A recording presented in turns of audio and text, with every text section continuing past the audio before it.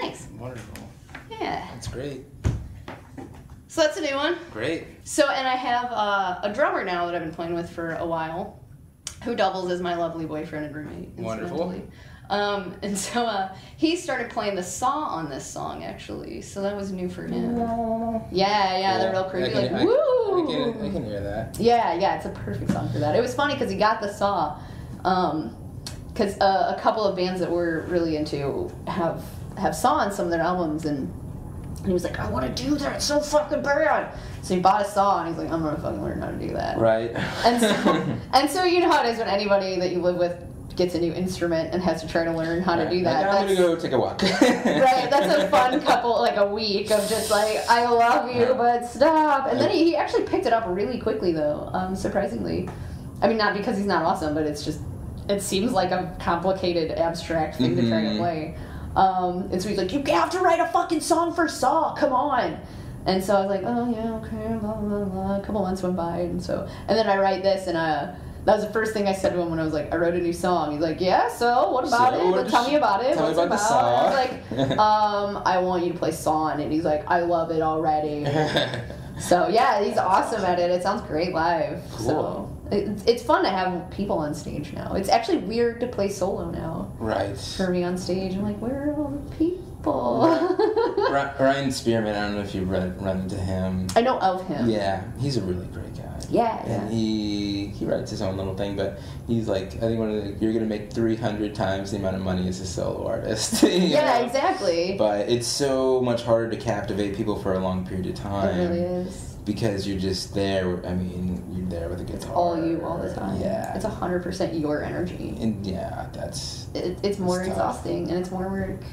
Yeah, when you have a team, it's easier to take breaks and, tap one person in and tap one person out. Right, yeah, so totally. It's also less embarrassing if you fuck up, and they fuck up too. It's like, we're all in this together. Right, exactly. So, but that's sort of the magic I think it's lost with a lot of people. It's like playing music with people is fun. I mean, it gets to a point where you're good and it's just like great. So yeah, it's more, I think, rewarding to play a really great song with a band than it is to play a really great song solo, for me anyway. Your voice has changed a little bit. Has it? I think. I don't even notice it.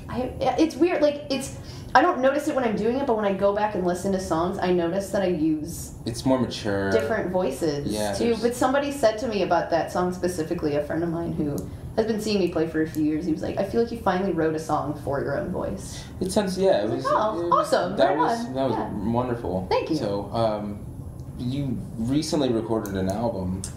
Sort of, yes, mostly. And then lost it all. Now it's gone. Gone forever. What happened?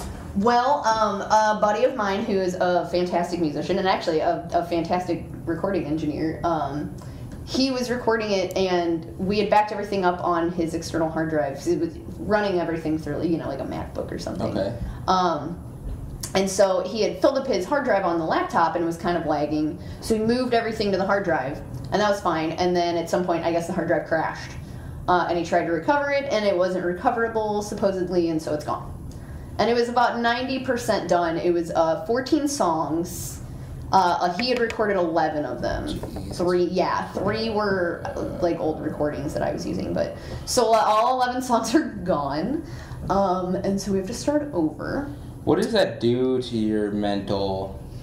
Do you just swallow that hard and move on, or did you have a moment where you're just like? I was like, I'm gonna kill all of the people. Yeah, I mean, even the innocent bystanders, like just everybody go away. And it didn't help either that it was like at a moment when a lot of other shit was going wrong. And so it was just like, oh great, another thing. That fucking figures. It seems to whenever some bad thing happens to you, it's just like boom, boom, boom. Right, boom, it's like, boom. oh, where are the other 8 things that are going to go around? It's almost like life. It's like, see if you can recover from this asshole. Like, you want to be a musician? Hey, remember that moment when you thought you were kind of in control of your life? Fuck you, you are not. You are. Welcome to the deep abyss. Keep thinking that, kid. See if you can crawl out. Right. So it was like in the midst of a bunch of other bullshit. So it wasn't like just this one thing that I was just like, I hate everybody. But it was like an onslaught of things where I was like, life has no meaning and everything sucks. Amazing. Right.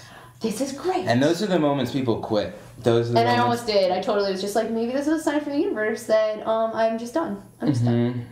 But I got over that because that's how that works. Like every time you try to quit, like it sucks you back. You're like, I have all these guitars and. Spend a lot of money on this. Yeah. No. I'm really good at them. So. They're just looking at me now. Yeah, but once I got over the initial anger and shock kind of that, it was like, well, like maybe this will work out in a weird way. I don't really know. So, and I think it will. What I think is going to happen is I'm still going to do the album. Obviously, it's not coming out this year. So it'll probably be next year, but I think I'm going to do an EP in the meantime. Okay. That's coming out this year. That's a good idea. That's the plan. So it's about halfway done, and it's totally different songs. It's actually Going Down that will be on it, and a couple other newer ones, and then a couple old ones, and actually a couple that are a few years old that I just don't play live. So they're new to everybody but me. Great. Which are fun. Do it. Do it. Yeah. Do you want to play another one? Yeah. We'll do that. What should I play for? Oh, okay. So this is a newish one. It's within the last couple of years. Newer. Yeah, close enough. So this was actually for my first album. I did a Kickstarter, and one of the rewards was I would write a song for people. Did it work? Did the It did, yeah. We got the funding, and actually I almost tripled my goal. Okay. Because it was a pretty low goal. It was only like $300 or $400. Okay. And I ended up. Sometimes I guess it had to be. Well, I don't remember. I think it was $400, and I ended up with almost 12. So that's a ton of money. Yeah, I mean, it went really well.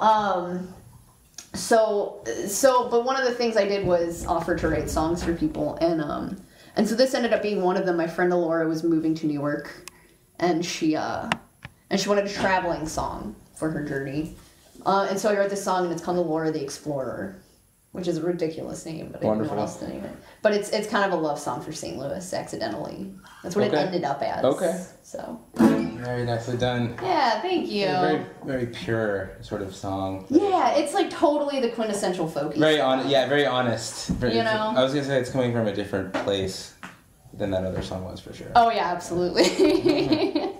Undeniably so. So yeah, that was her little going away present. Cool. Wow. And it was cute actually. She was in town for Christmas a couple months ago, and she was like, I still listen to that song all the time. Right. It actually means something to yeah, me. she's like, and I get a little homesick and miss you guys, but I was like, oh, that's so great. Yeah. Like, yeah, I actually wrote something that like meant something to somebody. Right. Something to somebody. It was like, oh, that's nice. Sweet. There's no price tag you can put on that. None. You know, Absolutely that's none. fucking really cool. So. Yeah, that's what music's supposed to do, and it's not. Right. It's not supposed to be this thing that helps sedate you while you're getting drunk at a bar. Right. You know? I mean, it's thing supposed to that's do just that, so but pervasive and everywhere that we just take it for granted. And that's, I feel like, part of why people think that music should be free. They just expect it to be everywhere. And it's like, but what about music? Do you think that you, like, it's not something you need to sustain yourself. It's not something you require or you'll die. So it's like, so wait, you're fine with paying for food, but you're not fine with paying for music. Like, music is a special thing that, like, not everybody gets. You don't just get handed music all the time. Well, some people get food for free, I suppose, but not a lot. But right. What's really, it's just our culture. I mean, in the ancient Chinese culture, I guess they would send these people to these tribes in China, and they would judge how they were doing by the art that was going on. Oh, interesting. And if the art was really sort of sad, they would be like, oh, these people need some more money and help. Right. And if that's how they would the temperature gauge what it was judged by. It wasn't judged by are there enough middle class families getting the daily news and this section this shitty. So do enough people care if Miley Cyrus twerked on MTV? Did she or did she not twerk? Who's to say really? What really is twerking, you guys? Right. Who gives a fuck? Yeah, pretty much. Right. More important, who cares? Yeah. Who cares? But yeah. Who cares?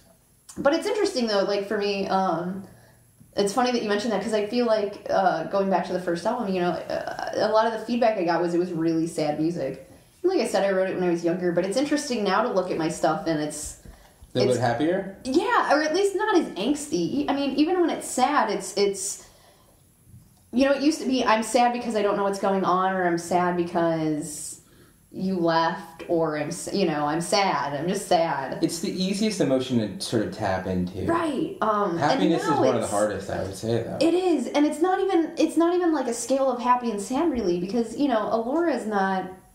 It's not. I don't think it's a. I mean, it's a kind of upbeat, in that it's, you know, in a major key and whatever. But it's not really a happy or a sad song. You know, it's just life is changing. I'm moving on. And I love something, but I have to leave it at the same time. Mm-hmm. You know, so it's almost sort of bittersweet, and I think that that's more.